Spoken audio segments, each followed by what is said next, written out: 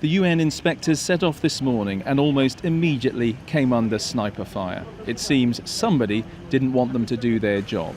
Later, the UN Secretary-General spelt out what happened. That their vehicles was attacked by an unknown sniper.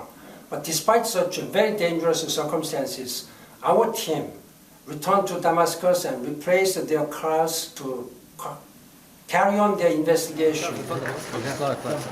But they did get to the scene. These pictures reportedly show them in a hospital with victims of Wednesday's alleged attack.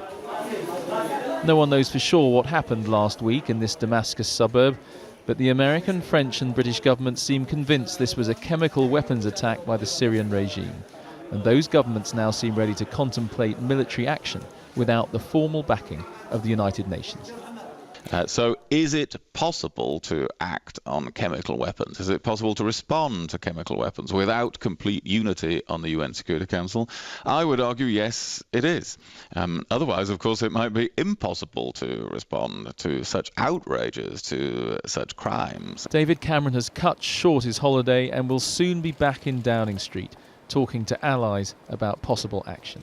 That could take the form of missiles launched from American ships, like this one, the USS Mayhan, which has just been moved to the eastern Mediterranean. Or potentially British aircraft could bomb Syrian military or government sites, as they did in Libya. But Russia says such action would breach international law. We've had this before, the Russian foreign minister said today, in the case of Iraq and Libya. That intervention didn't lead to improvement or stabilization of the situation. The Syrian president's given an interview to a Russian newspaper saying any attack on his country will fail. And some continue to say the evidence blaming him for this attack is inconclusive. But there's a growing view in Western capitals that an atrocity on this scale cannot go unpunished. We know for sure that he's used them at least once. Now here's the second time. Horrific, horrific.